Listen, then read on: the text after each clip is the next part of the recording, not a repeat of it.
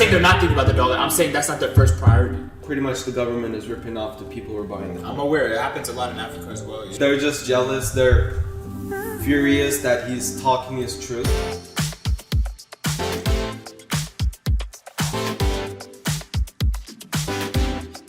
Your host, Samson and Endale. Yours truly. We have two special guests. No, let's keep it going. It's a podcast. It's all good. But anyways, I got two special guests with us. You guys can introduce yourselves.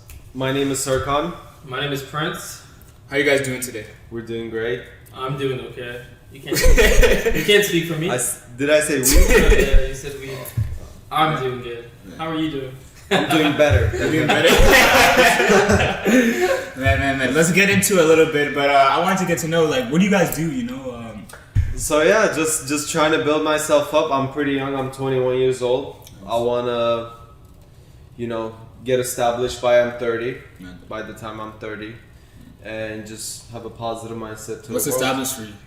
Being established is, I would say, earning more than 200K a year. Okay. Having a BMW M4. Yes, sir. Yes, sir. just some dreams, but it's okay. I'm not attached to any materials, so if it doesn't happen, it's fine.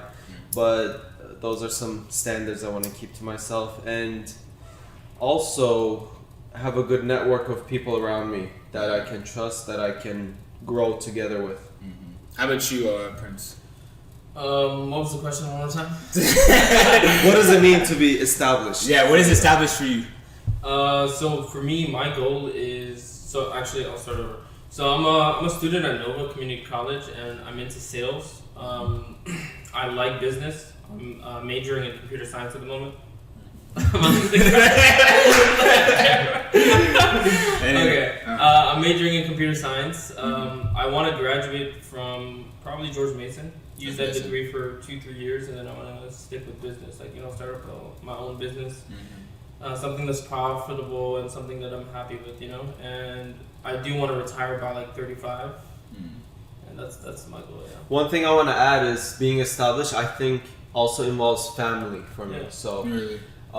by the time I'm 30, I'm pretty sure I want to be married. Okay. And start having kids early. Absolutely. That's good. You know, a lot of people, I would say, especially in this country, have a big difference when it comes to established, successful, and whatnot, right? And by the way, are you guys from the States or? I'm from Turkey. Okay. First time I came to the US was 2007. 2007. Which is when I learned English. My dad's in the Air Force. He's an F4 Phantom pilot. For the Turkish military. For the Turkish Air Force. So we came back and forth here. I was here also in middle school, and then went back, and now I'm back for college. And I'm here permanently now. Permanently. So when you came to the US, you didn't know English at all? Well, I was in first grade. I didn't know English, but I was at an age where I didn't care. Yeah. So I just did what I was told, go to school, watch SpongeBob. Do you feel like the adjustment to the States was difficult for you, when you first came? I honestly don't remember. I don't have a lot of childhood memories. Maybe because my memory is not good, but as far as I can remember, it was easy. In fact, I actually had a crush. She was from Spain, long hair. Mm-hmm. She was I was talking to her a lot and getting better at English and stuff. And I remember my teacher, they were really good. Education system is very superior here compared to other places in a way where you have a lot of resources and you have a lot of people helping you, and they're very strict on taking care of the kid. Later on, it might not be the best because they implement certain ideologies into you here. But back in the day, back in 2007, it was very good as far as I can remember. Yeah. That's when I think I started kindergarten too. So yeah. And then middle school was also great. I went to a very privileged school actually. Really? In McLean. McLean, okay. So, but I've seen a lot of types of people, a lot of asshole rich people, a lot of people who are not as rich as they are. But it was very good experience. So the diversity here is, I think, number one factor that improves you, because you get to have a vision. On one side you see a lot of homeless people, on the other side you see the world's greatest wealth here. So I like that. What do you? So for you, you seem like you really want success. When it comes to your business, money and whatnot.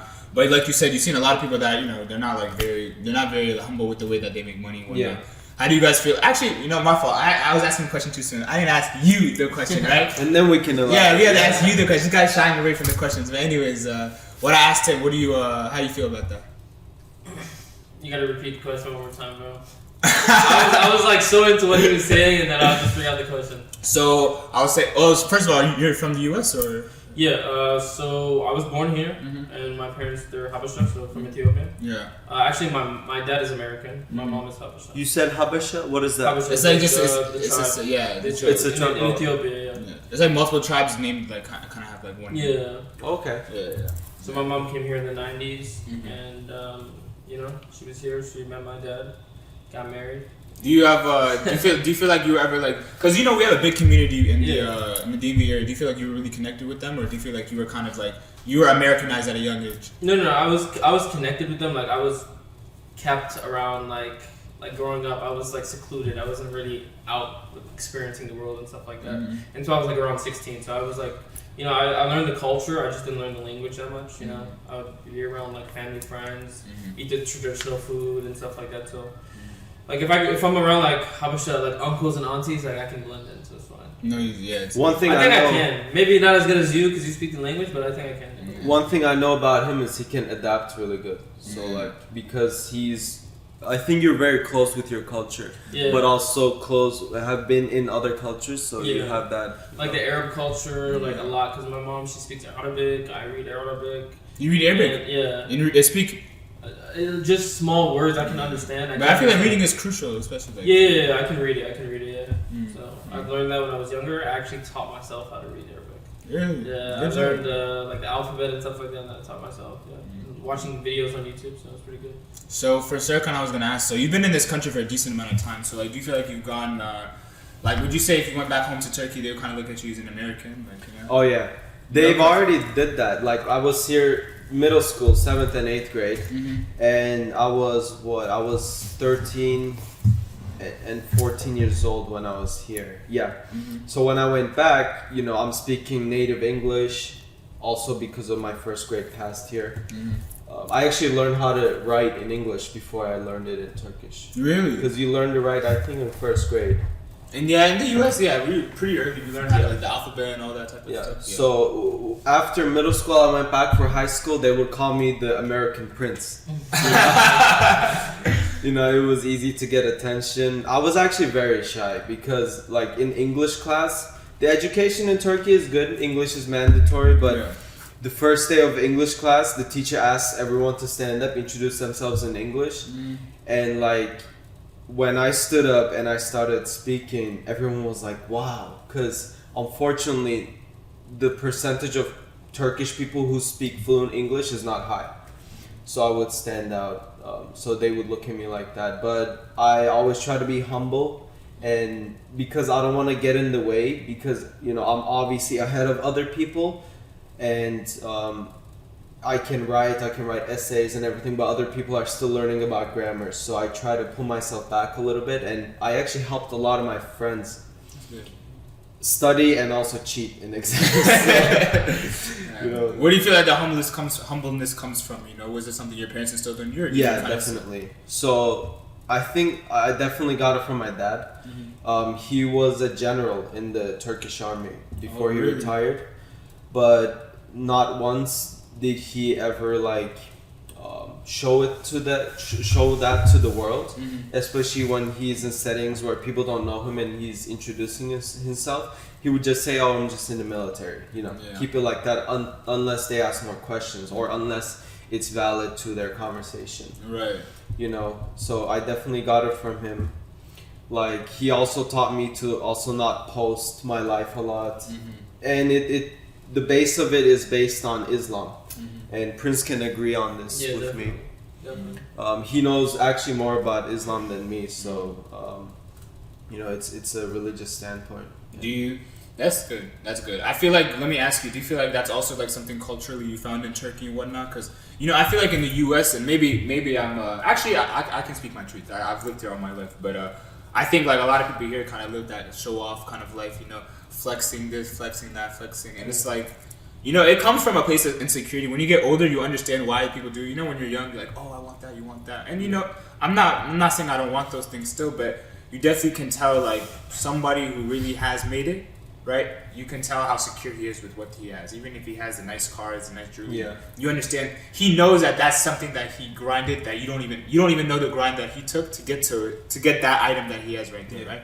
Some people will flex like rentals or like you know what I mean, fake stuff and whatnot, and you know, there's nothing wrong with that. You know, I've done that personally too, right? But it's like, I think in America we're more on the like run, like be the best, beat everybody. I'm for myself, I'm for that, right? Like, let me ask you, do you feel like that's something that you noticed when you came to this country? Absolutely, and I studied in psychology courses as well. Mm-hmm. America and Europe is like that too, but not as much as far as what I've heard. And Turkey's considered Europe, basically, right? Turkey's, I would say, Eurasia. We was- have Istanbul, which is one of the biggest cities in Europe. That's So, where the Champions League. You know, I like to say I'm European because it Yeah. sounds better. Unfortunately, you know, when privilege comes into play, and Yeah. like it's the truth of the world. But my ancestors are from Europe, so I have the right to say it. So don't throw shit on me. But We won't. yeah. So Turkey is more collectivist. Eastern countries are more individualistic, and that's very prominent in here. A simple example is that someone cuts you off in traffic in the US, they're more likely to say, "Oh, this motherfucker cut me off, fuck him." In collectivist cultures like in Asia or in Turkey, Africa. maybe Africa, they will say, "Oh, maybe he's in a hurry. Like, let me give way to him." You know, Yeah, I would say that. Yeah, we have a much more like understanding, empathy kind of culture. You know what I mean? But Prince might have a good perspective on this because your family's here, but you grew up here. Yeah. So, I think you clarified everything. Like, do you I think would say- people are selfish here? yeah, or- I think people are selfish and they're not as understanding here. It's just because everything in America is like, go, do the fastest, like be the best, like get to your destination as quickly as possible, and they expect everyone to just be like, you know, in order. So I think everyone's in a rush, and there's a lot of rude people. Don't get me wrong, but people are not as caring as I think.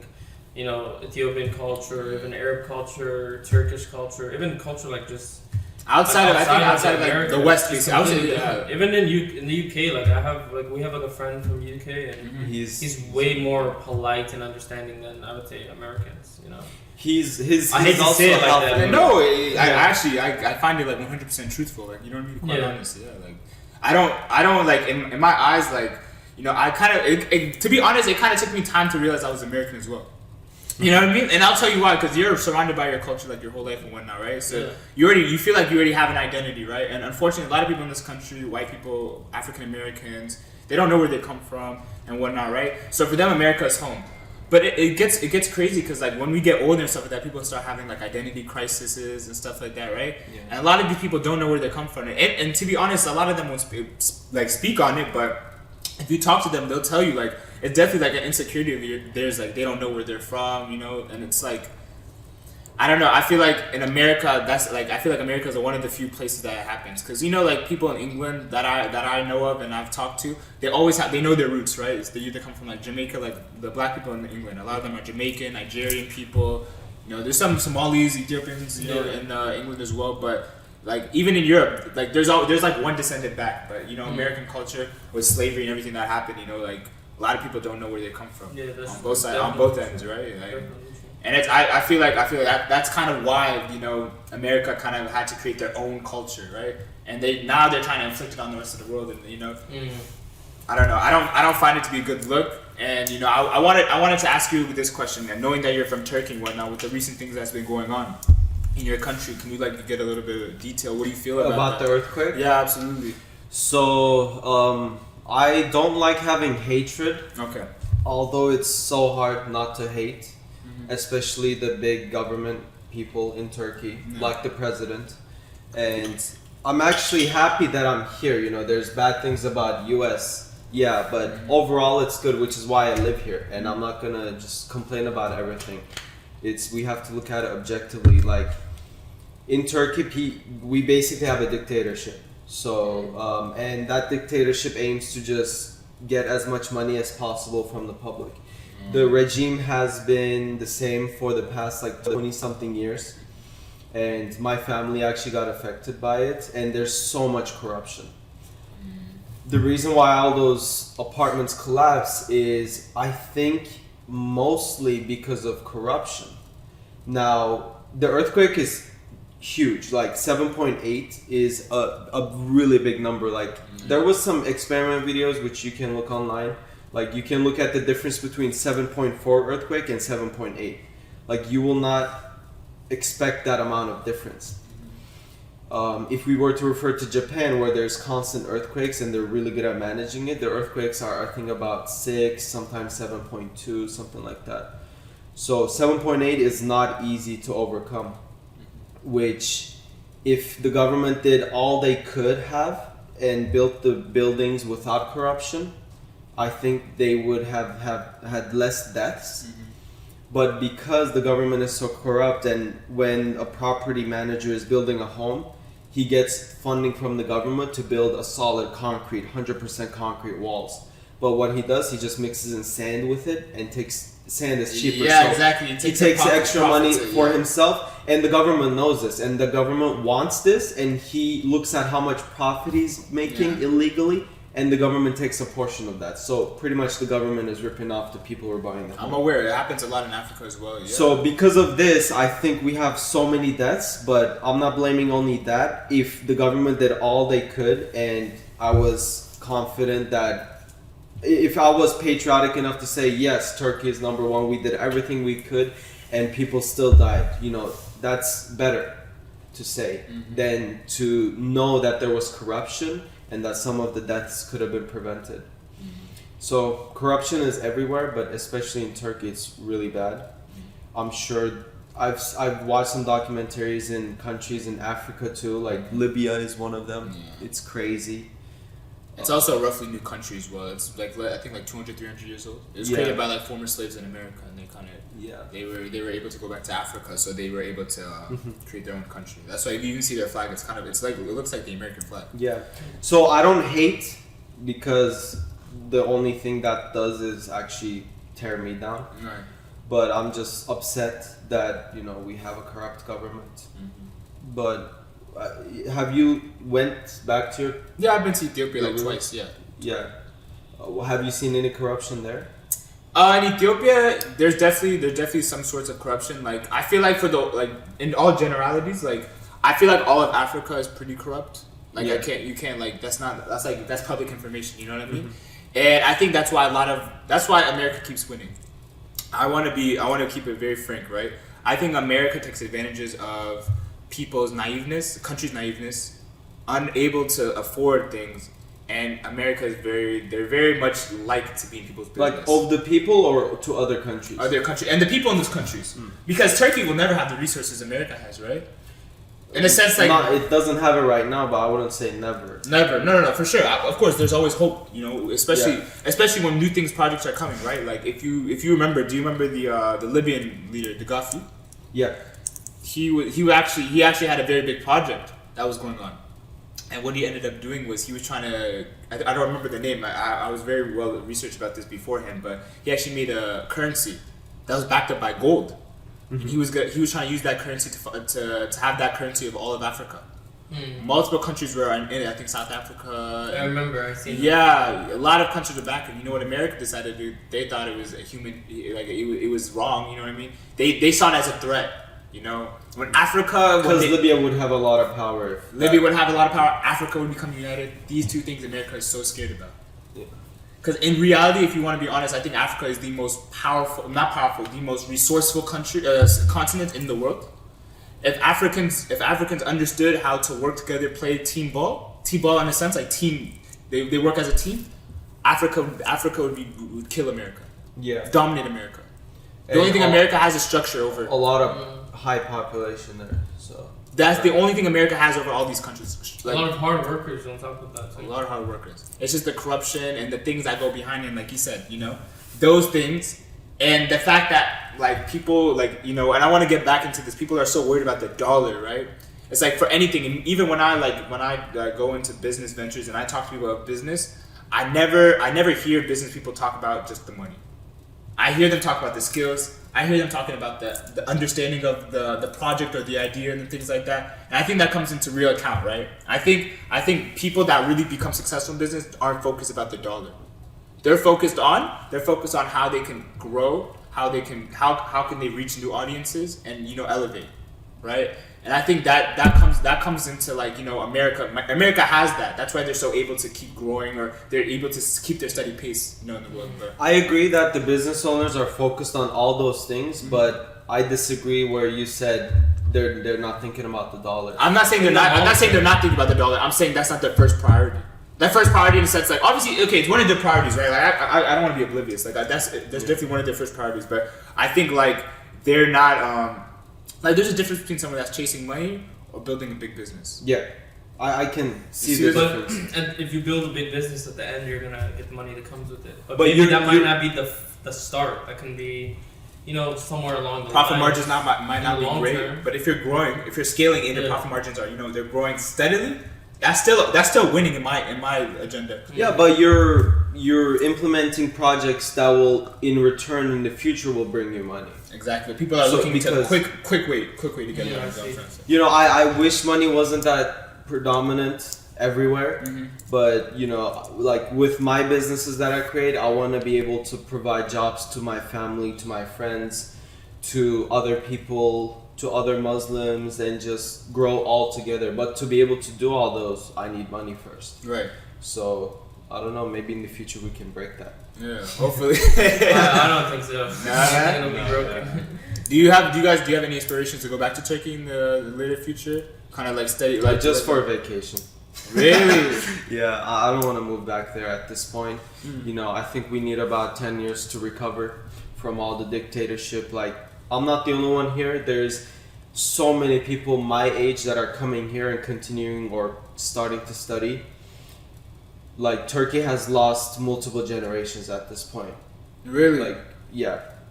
And it's going to be really hard to get it. Like, education is fucked up. All my friends who are going to the top 10 schools in Turkey, and they're worried about one thing, and it's what the hell they're going to do after graduating. Because no matter how good of a position or major you graduate from, it's so hard to find jobs.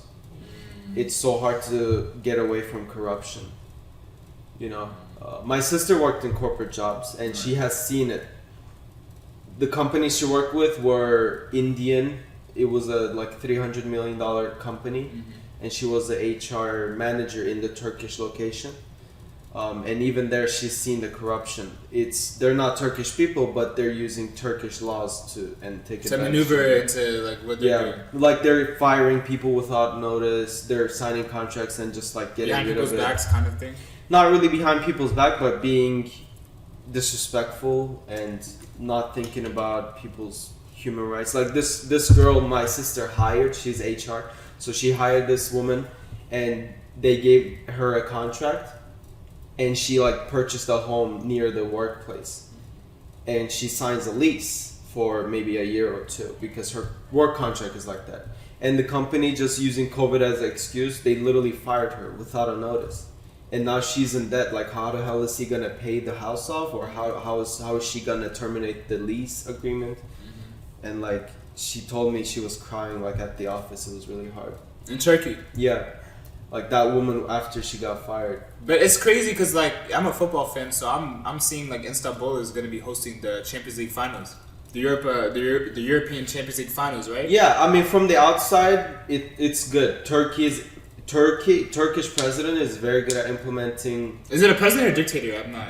He's a democratic president. Yeah, that's his undercover name. That's right? what I call him. I like to call him a dictator because that's what I see it as. Yeah. And I'm in a country of freedom of speech, so if I said these things, I'll probably go to jail. Yeah, 100%.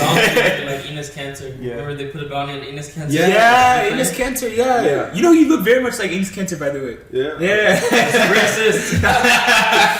No. I mean, that guy, I think he's a man of integrity, so I don't mind him saying I look like him. So he's still in the United States. He can't. Oh yeah, he is. But I mean, they're just jealous. They're furious that he's talking his truth. Mm-hmm.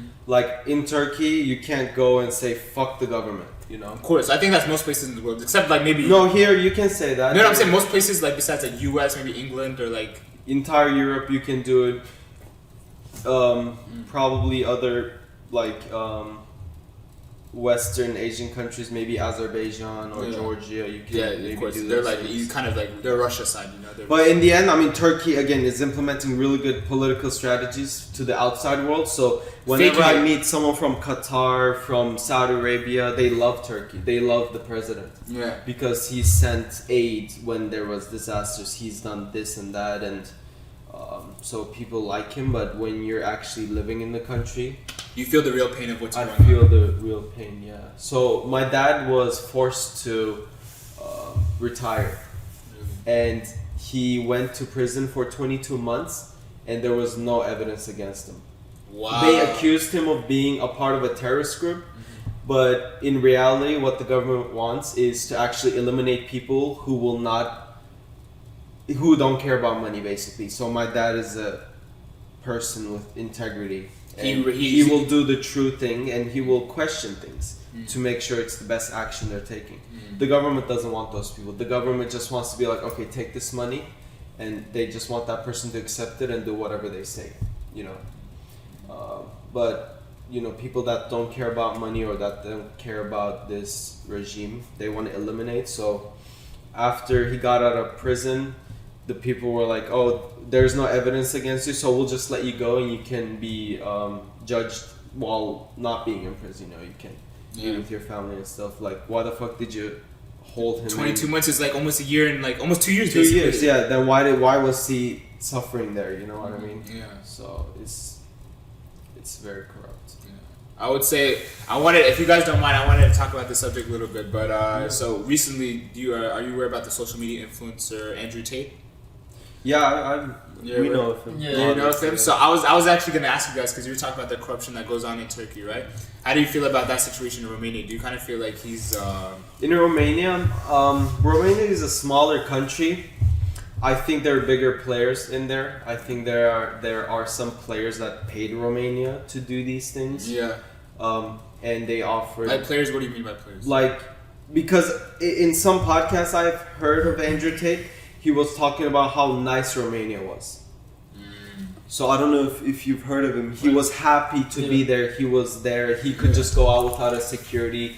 He said that people know of him there. Yeah. He just go out. He's very safe in that country. He's safe. He has his assets in the country and everything. So, and then recently it just flipped. He's being detained just like my dad. Yeah. You know, there's no evidence, and because it's a smaller country, you cannot just go up to the government and be like, hey, give me the evidence. Why are you keeping this guy inside? You know, you can't do that because it's a smaller country. They have their own jurisdiction. You can't intervene with that. So I think Romania is maybe getting a benefit from someone else that does not like Tate. Maybe the heads of social media companies. I don't know. Just theories. I think. Well, were you gonna say something? No. I mean, I don't think. I seen this thing like 2 days ago. Like the girls that are accusing him of, I think, rape, was it? Yeah, rape? or trafficking, whatever. Trafficking, whatever the case is. I seen. I don't know if it was true, but I seen that it was a setup. It's not real. Yeah. And they're supposed to release him soon. But honestly, I don't know too much about the guy. I don't watch him too much. I mean, I'm pretty sure he's made a few good points based on what I've seen. But sometimes he goes the opposite way. So I don't completely support him. But he does make some good points sometimes. But sometimes he makes points that are, I would say, a bit extreme. Yeah, very extreme. But I think sometimes he's just being sarcastic or joking. But like, you know, the audience. Yeah, some people aren't like aware enough to understand. Like teenagers, like 14, 15, 16 years old, they're watching him. And, you know, certain things he says, he might be joking, he might be sarcastic, and he doesn't say that I'm joking, I'm being sarcastic. Yeah, and that's for you to decide. Yeah, we're adults, we would know sometimes. Sometimes we don't know, but for the most part, I don't think the kids can differentiate between if it's a joke or if it's... But then, shouldn't that be social media's responsibility to block that content for a 14-year-old? Everyone needs to have an account on YouTube. If YouTube knows you're 14, people will lie. Like, you know, people aren't gonna. And they have algorithms. Like I remember, I used to lie. Like when we put this podcast on YouTube, they're gonna be automated subtitles. like YouTube knows the context of the video. And you know what's crazy? Every time I do upload, there is a section where is this made for kids or is it not made for kids? I always say it's not made for kids. Obviously, the videos they're uploading is not made for kids. So it's YouTube, Instagram, Facebook, their responsibility to block that to the child. But it's like a lot of people, but you can't block everything. Especially nowadays, it's like it's very difficult. Like there's a lot of things that are going on in the world, and the internet literally captures everything. Like right now, it's probably if you're famous or even have money and you're aware, like you're known to have money, it is, I wouldn't say a scary time because I am somebody that's striving to get to that point in my life, but you have to be a very cautious human being. Very, very cautious, very aware of your surroundings, your people, because people are taking pictures. People are crazy nowadays, right? It's like they don't have the sense of privacy they used to have back then. Like when there was no cameras, not obviously cameras, but you know what I mean. People weren't following you 24/7. You didn't have an iPhone, Instagram. You didn't know what Snoop Dogg was doing at 2:00 at 2:00 at night, or like you know what I mean. Like this celebrity doing that or what, and it's I don't know. Like I kind of feel like there's a pros and cons to like you said the situation with him. I would like to argue, I think he had good intentions with what he did, and I also think that money doesn't solve everything. Because as the guy was, apparently his net worth was around $300 to $500 million, right? And he's still in jail. He's still suffering through things that people that are broke are suffering right now. So it's like you got to be careful what you say. But you seen how quickly he became famous? I think the system he did to make himself famous is really good. It's really smart. In my opinion, I think it's really good. It's smart too, and that got him way more money. I saw one podcast. One guy was asking how did you do it? He's like, I couldn't tell you. It's like this is $1 billion idea. I could never tell you. And he's like, he's right. It's really smart. It's really smart. He used TikTok, the shorts, and everything to his advantage. He used his course to his. His course too. Yeah, I think he would give them money. His students would have to post him. Yeah. And whoever gets, I think, the highest views or followers, they get some type of money. I guess. I think it was just plainly if you just posted him and you already, because the thing is you have to pay for his thing. I think I remember from what I heard, it was like a paid kind of thing. The Hustlers. No. Yeah, the Hustlers. I think their assignments were posting him and exactly. You get graded based on how many views they were something getting. Like that. Yeah, I'm not sure, but. That's so smart. It's smart. He got money while doing it. Yeah. He made a course so he could just get more views. Yeah, that's really good. Yeah, but to be honest, I hope the best for him, and whatnot. But I just even me doing the podcast whatnot. You still have to be very careful what you say. Yeah, definitely. Yeah, we definitely had conversations off the camera.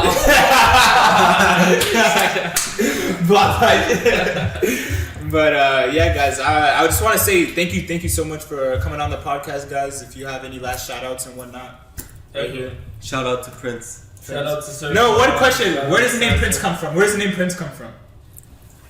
was 3 years ago. People just started calling me Prince. So I had this one friend, right? Did you not choose it? No. Really? He started calling me Prince, and I liked it. So I was like, let me just go by Prince. So I would play basketball with him, and I would go hang out with him, and he's like, he's like, just the way you play, just the way you act, bro. You remind me of a prince, and I was just like, oh damn, that has a nice ring to it. I need the nickname. I'll go by Prince, and I just started going by Prince. First, you gotta wear your crown too, bro. You gotta wear the crown, bro. Yeah. That's it. All right, for sure. Shout out everyone that was watching, listening. Samson and Endale Talk Show. We out. Follow me on Instagram at the official Prince DMV.